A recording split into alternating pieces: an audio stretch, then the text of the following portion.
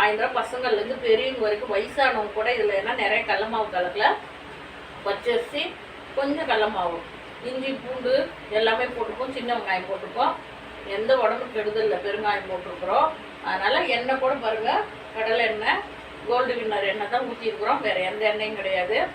அதனால் எந்த ஒரு இதுவும் கிடையாது. இதே மாதிரி நீங்கள் செஞ்சு பாருங்கள்.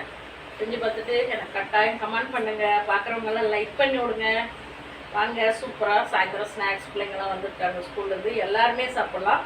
செம்ம டேஸ்ட்டாக இருக்குது. அப்படியே வாயில் வைக்கக்குள்ளேயே கரையுது. எல்லாம் மவுன்னு இருக்குது, சாஃப்டாகவும் இருக்குது, செம்ம டேஸ்ட்டாகவும் இருக்குது. அளவு கரெக்டாக இருக்குது. ஒரு 5 பேர் சாப்பிட்லாம் பாருங்கள். 2 கப் அரிசியில் 5 பேர் சாப்பிட்ற அளவுக்கு. எண்ணெயே கொஞ்சம் கூட இருக்குல்ல, அப்படியே வரன்னு இருப்பாரு. நல்லா இருக்குது. பூண்டு, அந்த வெங்காயம், சின்ன வெங்காயம், பூண்டு வாசனை எல்லாம் சூப்பராக இருக்குது. வாங்க.